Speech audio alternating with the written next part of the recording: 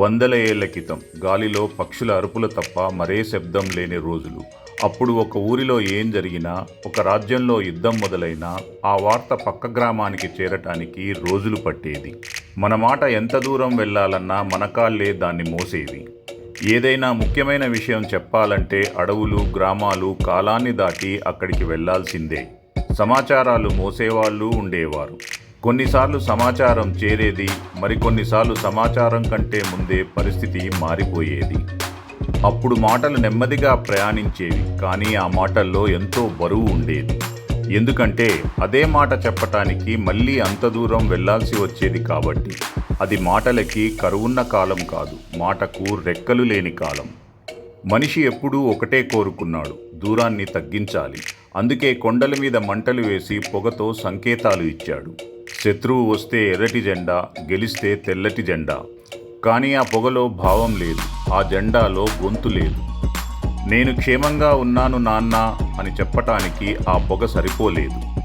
దూరం మనిషి గొంతును బంధించేసిన పెద్ద జైలులా మారింది. మన మాట ఇంకా దూరానికి బానిసగానే ఉండేది. అప్పటి వారికి ఒక నమ్మకం ఉండేది, ఇక ఎప్పుడూ దూరంగా ఉన్న వాళ్ళతో మాట్లాడటం అసాధ్యమని. అదే సమయంలో ఒక ప్రశ్న పుట్టింది, మన గొంతు మనం లేకుండానే ప్రయాణిస్తే? దానికి సమాధానంగా 1876 మార్చి 10న ఒక ఇరుకైన గదిలో అలెగ్జాండర్ గ్రాహం బెల్ చేతిలో ఒక వింత పరికరం. అవతలి గదిలో తన అసిస్టెంట్ వాట్సన్. గ్రాహం బెల్ ఆ యంత్రంలో అన్నాడు, mister Watson, come here, I want to see you. అది కేవలం ఒక పిలుపు కాదు, వేల ఏళ్ల మానవ నిశ్శబ్దాన్ని బద్దలు కొట్టిన విస్ఫోటనం. వైర్లలో మనిషి గొంతు ప్రయాణించింది.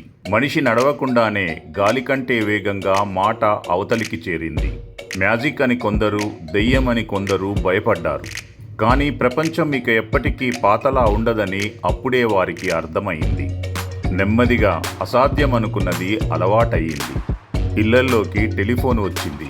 అది ఒక యంత్రంలా కాదు, కుటుంబ సభ్యుడిగా. ఆ ఫోను మోగితే ఊరంతా నిశ్శబ్దం. ట్రింగ్ ట్రింగ్ అని ఆ గంట కొడితే హృదయం వేగంగా కొట్టుకునేది. ఎందుకంటే ఆ కాలు వెనుక ఒక బలమైన కారణం ఉండేది. ట్రంక్ కాల్స్ కోసం గంటలు వేచి చూడటం, ఆ ఎదురు చూపులో ఒక తీపి ఉండేది. అప్పుడు మాటలు తక్కువ, కానీ ఆ మాటలకు ఉన్న విలువ ఎక్కువ.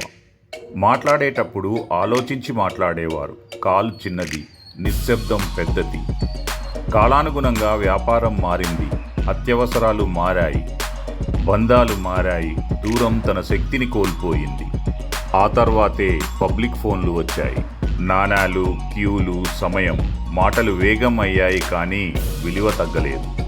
మరికొద్ది రోజుల తర్వాత వైర్లు తెగిపోయాయి. ఫోను ఇంటి గోడ నుండి మనిషి జేబులోకి చేరింది. ఇప్పుడు నువ్వు ఎక్కడ ఉన్నావు అన్నది ముఖ్యం కాదు, నువ్వు ఎప్పుడూ కనెక్ట్ అయ్యే ఉన్నావు. ఇప్పుడు సెకండ్లలో వీడియో కాల్. అమెరికాలో ఉన్న కొడుకు పల్లెటూరులో ఉన్న తల్లికి ఎదురెదురుగా కనిపిస్తున్నాడు. దూరం అనే మాట డిక్షనరీలో లేకుండా పోయింది. వైర్లు లేవు, వేచి చూడటాలు లేవు, గొంతు మన వెంటనే నడుస్తోంది. తర్వాత స్మార్ట్ ఫోన్స్, మెసేజ్లు, ఫోటోలు, వీడియో కాల్స్. ఇప్పుడు మాట వేగంగా కాకుండా ఎప్పుడూ అందుబాటులోనే ఉంటోంది. సవాలు స్పష్టమే, త్వరిత సహాయం అందుతోంది. ప్రపంచం దగ్గరైంది, సమాచారం వెంటనే తెలుస్తోంది. కానీ ఒక నిశ్శబ్దమైన మార్పు జరిగింది. ఒకప్పుడు ఒక మాట చెప్పటానికి వారం రోజులు పరిగెత్తిన మనిషికి ఆ మాట మీద ఎంతో గౌరవం ఉండేది.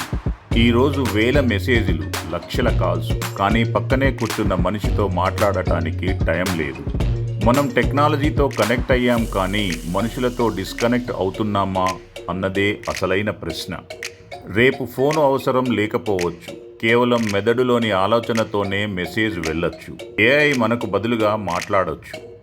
మైళ్ళ దూరం నడిచే సందేశం నుంచి సెకండ్లలో చేరే గొంతు వరకు మన మాటలు చాలా మారాయి.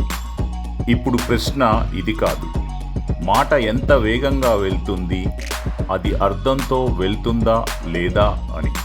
గుర్తుంచుకోండి, మాట వేగంగా చేరటం ముఖ్యం కాదు, అది అవతలి వ్యక్తి మనస్సుకు చేరటం ముఖ్యం. ఈ ప్రయాణం ఆగదు, కానీ ప్రయాణంలో మీ గొంతులోని ఆత్మీయతను మాత్రం పోగొట్టుకోకండి.